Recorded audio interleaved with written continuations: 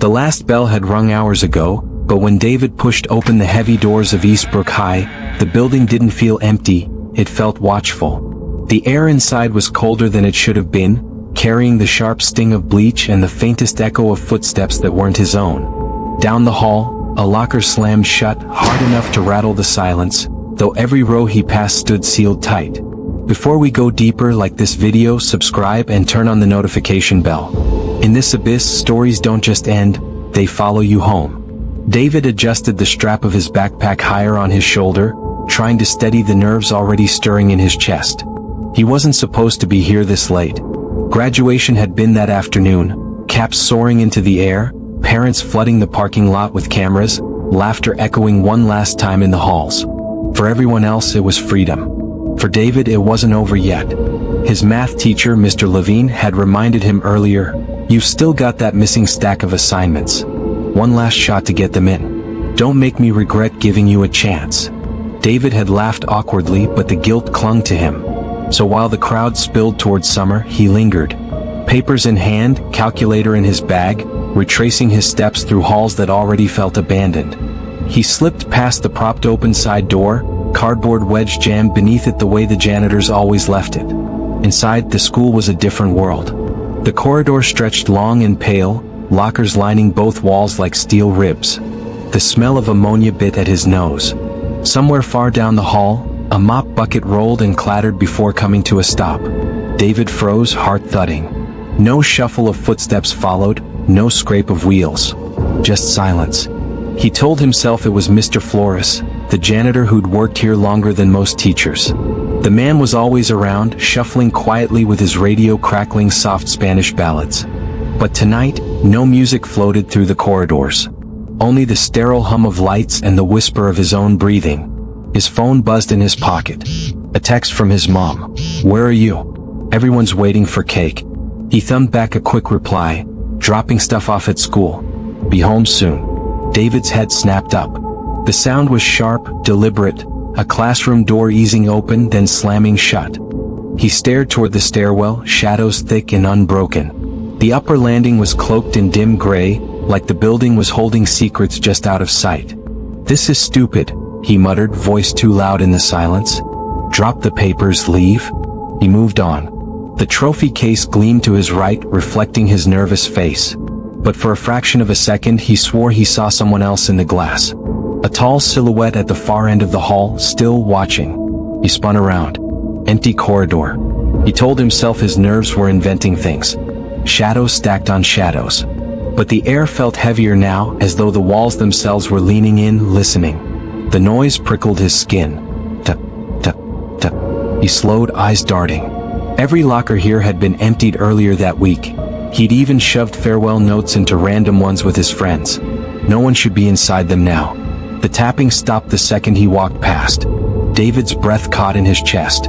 He hurried on, pulse pounding, until he reached the math room at the end of the hall. The door was unlocked. Inside, the classroom smelled faintly of chalk and dust. He dropped the papers onto Mr. Levine's desk, relief easing his shoulders. Done.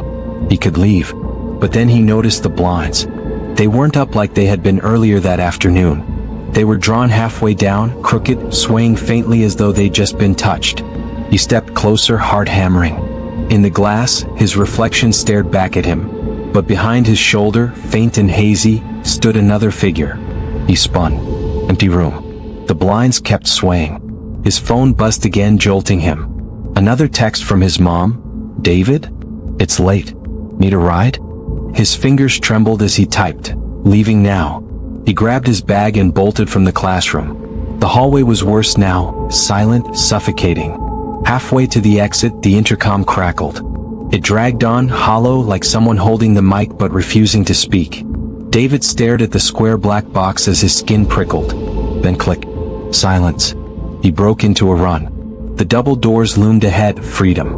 He shoved the crash bar, expecting cool night air. It didn't move. He shoved again. Locked. He pressed his face against the glass.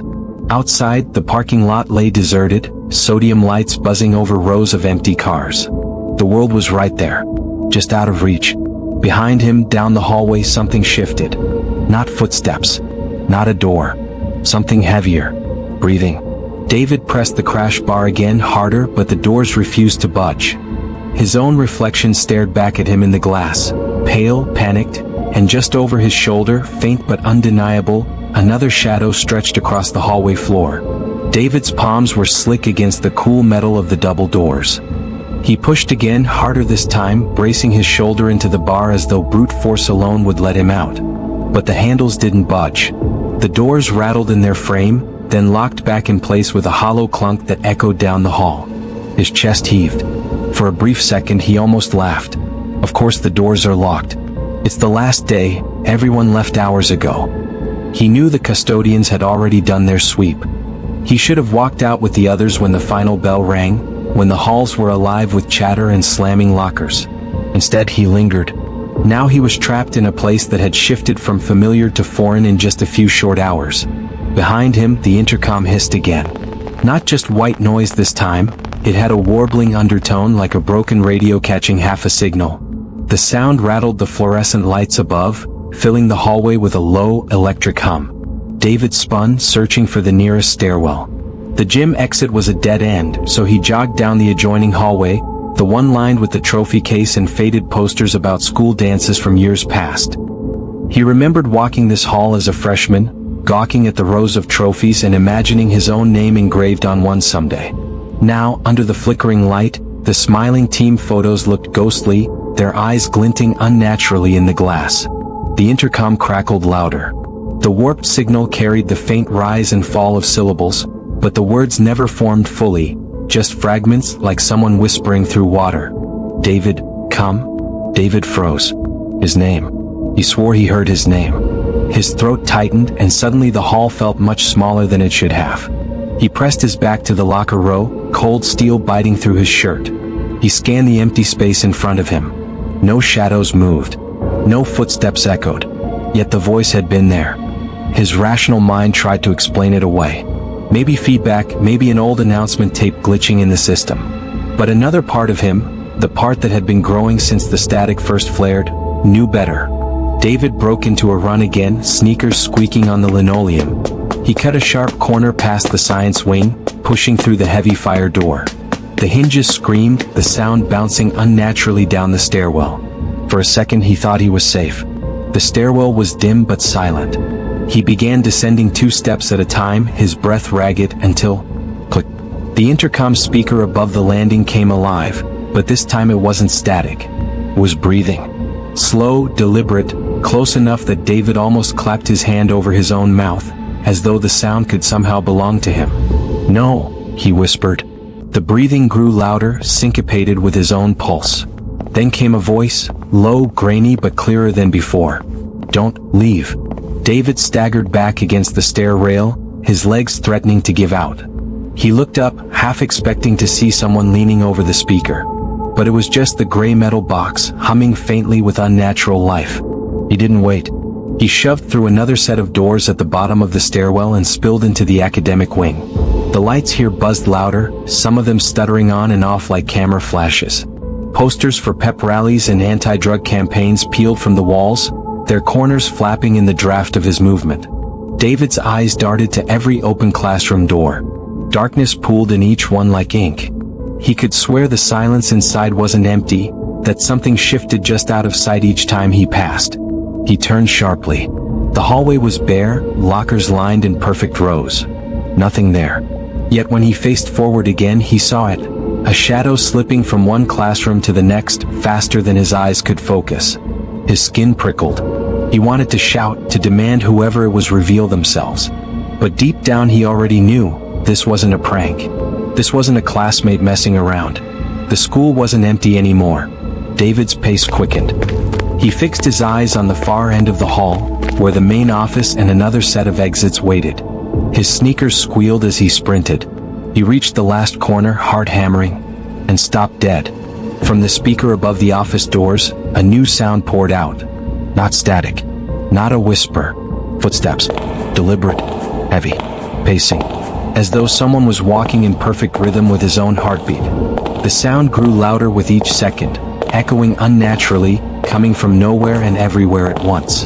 David realized with a sinking dread that the footsteps didn't belong to him. They belonged to something already inside the school. David's breath misted faintly in the air, though there was no reason for it to be that cold in a locked school on a June night. He wiped his clammy palms against his jeans, forcing himself to keep moving. Each step echoed too loudly in the corridor, as though the building itself had grown cavernous and hollow. The footsteps from the intercom had stopped. That silence pressed harder on him than the sound itself ever had. He slowed, listening. The quiet was so complete he could hear the faint whine of the old ceiling fixtures and the soft drip of a drinking fountain down the hall. For a second it almost felt normal again. Just an empty school after hours with no one inside but him. Then came the click. Not through the intercom this time. Not from the ceiling. Behind him. Click, click, click.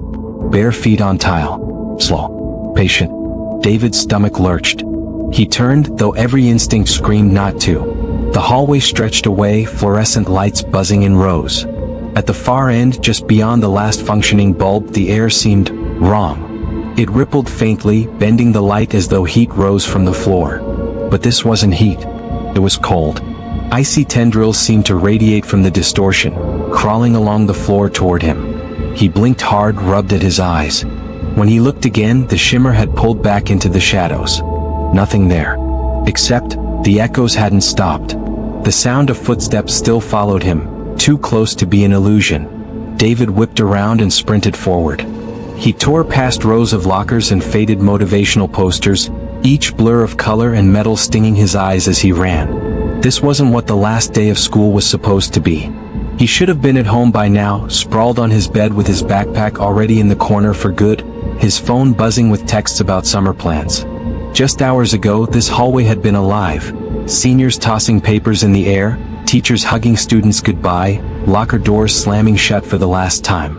Now the same hallways felt like a mausoleum. The laughter was gone, replaced with his desperate gasps and the echo of something too heavy, too deliberate, following behind. David pushed harder, sneakers squealing against the linoleum. His lungs burned. He passed the darkened classroom and caught a flicker in the glass window. This time, the reflection wasn't warped like heat waves. It was a shape. A tall, thin shadow ran parallel with him in the reflection, perfectly in sync with his strides. But when he snapped his head to the open classroom itself, it was empty. Only upturned desks, dark windows, and chalk smudges on the board that looked like claw marks in the stuttering light. "Keep going," he muttered aloud, his voice breaking in the stillness. Hearing it out loud almost made it worse. The footsteps matched his pace. Always behind. Always close. Then all at once, every speaker in the hall flared alive. Not static. Not distortion. Voices. Dozens of them. High and low, cracked and smooth, all layered over each other in a choking tide of sound. They didn't shout. They whispered, hissed, pleaded, as though speaking directly into his skull. "Don't leave. Stay here. You belong with us. You're not finished." David clapped his hands to his ears, but the sound tunneled straight through bone and flesh. His knees wobbled. The world tilted as though the floor beneath him shifted with every word. He stumbled forward, fighting against the auditory weight, forcing himself step by step toward the faint red glow of the office exit.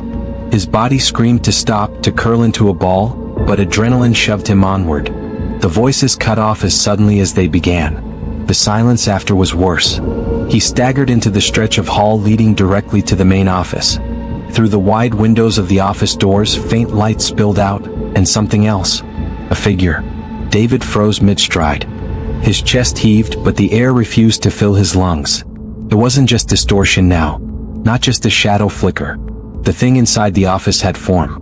Its outline was darker than the darkness itself, edges crisp against the glow of the emergency lights. It stood upright, hunched just slightly as though suspended from invisible strings. Its limbs dangled unnaturally long, fingertips brushing the frame of the door without touching. David's heart rammed into his ribs.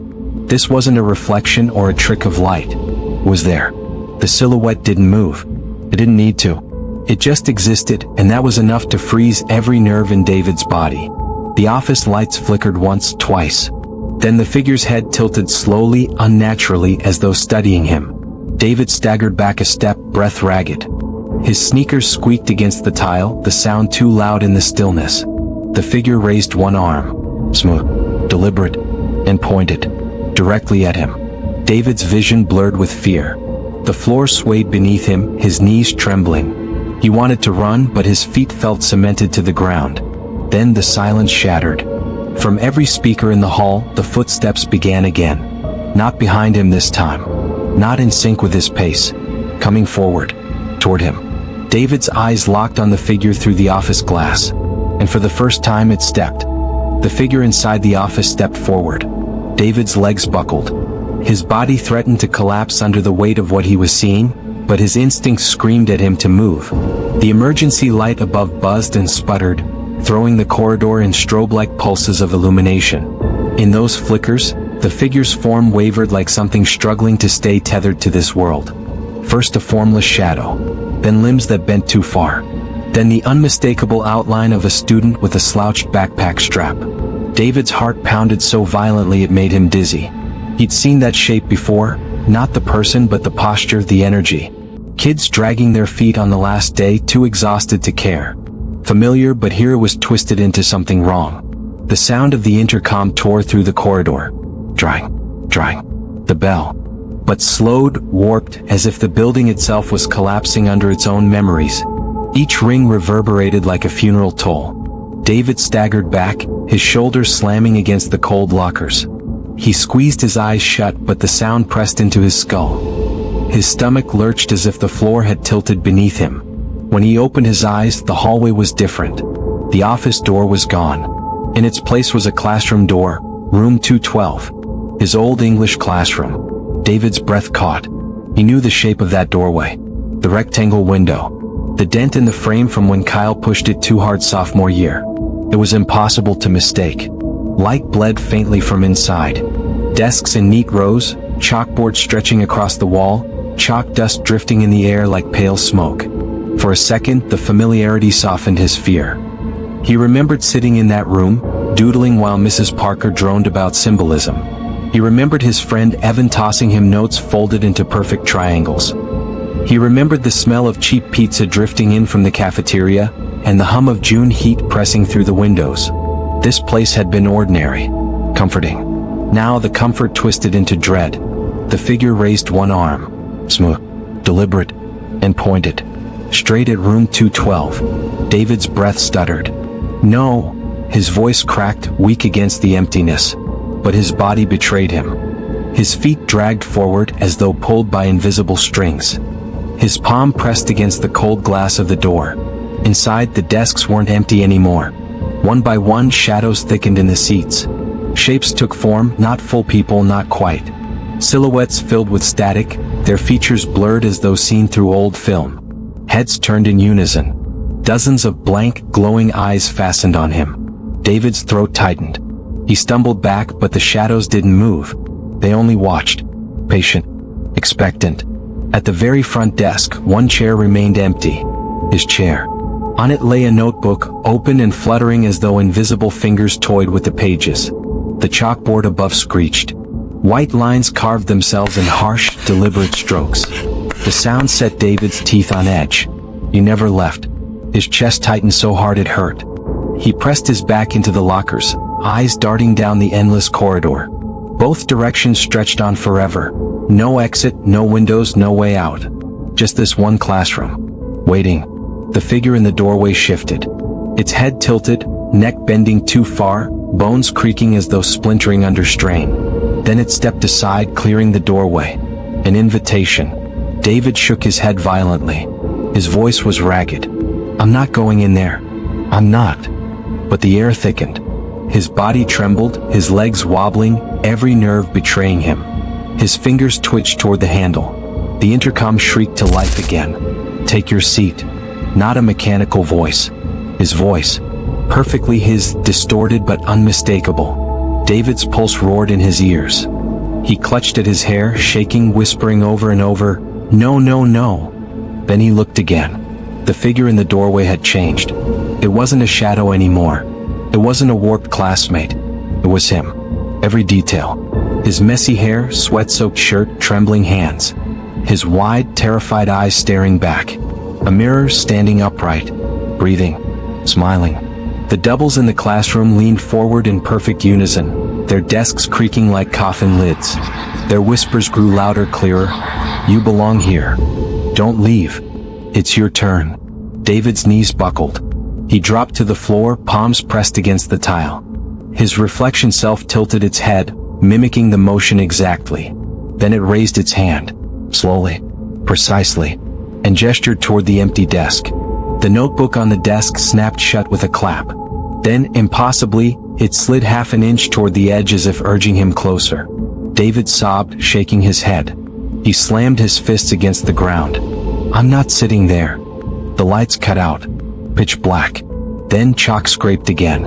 When the glow of the board flared, David saw only two things. The words etched in jagged strokes. "You never left." And his notebook waiting on the front desk, pages fluttering open again, ready for him to write. The whispers died in an instant. And then silence. David stood frozen in the warped hallway, chest heaving, skin prickling with cold sweat. At the far end, the shadow David stared back, head cocked just slightly off-center like a broken puppet waiting for its next command. The silence between them wasn't just quiet, it was suffocating, pressing into his ears until it roared louder than any scream could. David's heart nearly stopped. The year had ended. There were no bells left to ring. He took one hesitant step backward, shoes squeaking against warped tile. The fluorescent lights overhead flickered in a sick rhythm, buzzing as if angry at being forced to stay alive. His throat ached from dryness, but when he tried to swallow, nothing happened. His body refused. The shadow at the end of the hall moved, just a tilt of the head, but it wasn't right. The gesture lagged half a second, like a corrupted video catching up to itself. Its grin stretched wider, revealing teeth too perfect, too identical to his own. He clapped his hands over his ears, but the voices tunneled straight into his skull. He heard the pep rally cheer from sophomore year, his math teacher congratulating him for passing an exam, the words his best friend whispered after graduation. "We're free, man. We'll never have to come back." Only now the voices were warped, inhuman, twisted like they were being dragged across broken glass. David bolted for a side door, gripping the handle, only to scream as pain seared through his palm. The metal was blistering hot, as though it had been baking under the sun for days. He jerked back, skin raw and reddened. When he turned, the hallway had stretched. What had been 30 feet between him and the shadow was now closer to 60. The space elongated like taffy, lockers dragging further apart with each blink. The shadow David began walking. Not fast, not frantic, just steady, patient steps. Steps that promised it had all the time in the world. Panic roared through him. He spun, yanking open the nearest classroom door, and stumbled inside. The smell hit him first, chalk dust and mildew, sharp and damp, clinging to his throat. Desks sat in perfectly neat rows, every chair filled.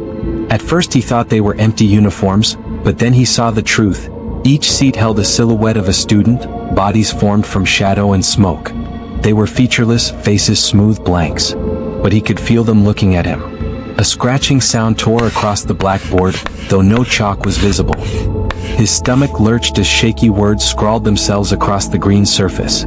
"Welcome back, David. Class isn't over." The faceless students twitched, their heads turning toward him one by one in jerky, mechanical motions. David backed into the corner, breathing so hard his vision tunneled. His eyes darted toward the window.